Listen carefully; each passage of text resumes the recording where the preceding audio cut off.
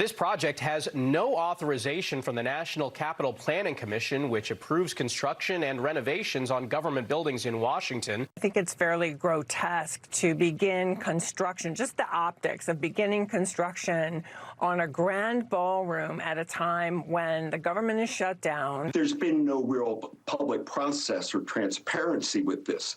This is a hurry up and rush attitude. It's President Trump saying, I'm president, I can do what I want. Hurry up and rush. That East Room has been there for like, what, 70, 80, 100 years? And it's time for an expansion. It's no big deal. White House administrations previous do this rather regularly.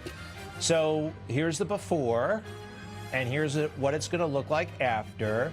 Almost everybody understands that we need a bigger ballroom, more capacity. That's fine. Now, this is Christopher Emery with Ronald Reagan. He was the White House usher, and he was there for a long time. Here he is with Reagan. Here he is with Reagan again. Here he is with Bill Clinton. And I think we have one of George W. Bush. Wow, that's so cool. There he is right there in the middle. Looks like Jesse Jackson possibly on the right.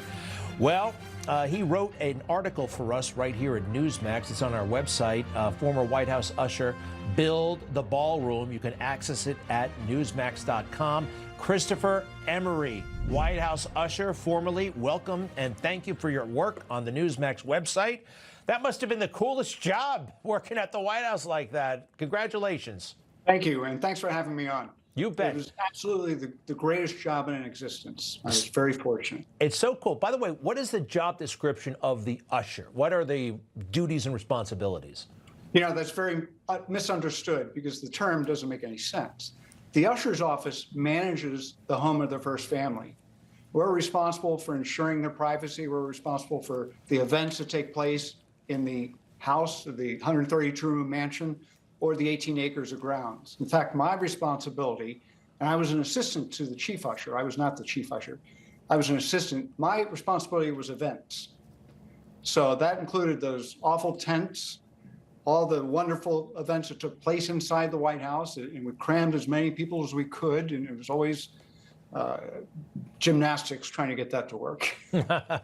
Well, sir, you've been there, you've seen it all, and for you, in reading your piece, newsmax.com, everybody can see it.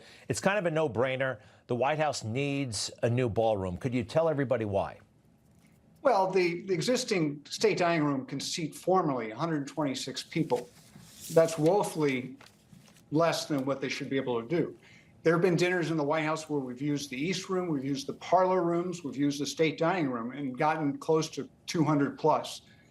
But there also have been events on the South grounds in these tents, these god-awful tents that in some occasions can seat 1,000 people. Now, the problem with setting up a tent on the South grounds, first of all, the ground is always wet. We're having to put in floors, air conditioning, miles of cable, and all this incredible infrastructure for a 3-hour event. And I got to tell you, some of these events, the ground is wet. It starts to smell like a barn. So we really need a larger facility. And what I've seen from the few diagrams, it looks like it conforms to the architecture of the White House. It's certainly going to be big. It will allow some real diplomatic advancement for the White House to host. For those who say, oh, my gosh, they did this without, I mean, what do you need? We've seen earlier this week, Gerald Ford, Truman, Obama, everybody modified the White House. Granted, this is a pretty big modification. Is there anything you see that's out of line? Did they, do anything?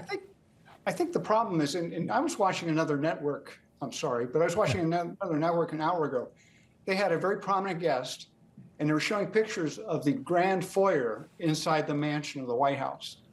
And this guest was looking at the picture and saying, yeah, I'm so sorry that's gone. I don't think people realize or understand what the East Wing was. I mean, it was a building that was hastily put together in 1942.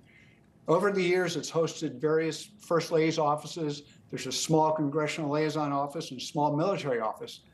But by and large, that wing has never been kept to the standards of, say, the West Wing or the House itself, the mansion. So I don't see it as a great historic loss. at least not in my historic knowledge of the White House. No, and it's interesting. We have a picture. I have a picture here of it under construction. And, you know, look, the EEOB is already there.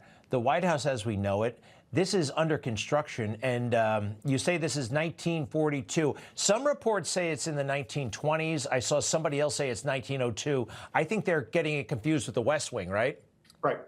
Yeah, the West Wing was built in 1902.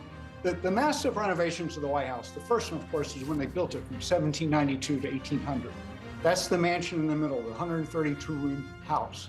And then when the British came into town during the War of 1812, they burned it, but the walls remained standing. So Truman gets in 1948, and the Army Corps of Engineers does a study, and they find that the walls aren't strong, the beams are falling apart, that he should move across the street to Blair House. Right.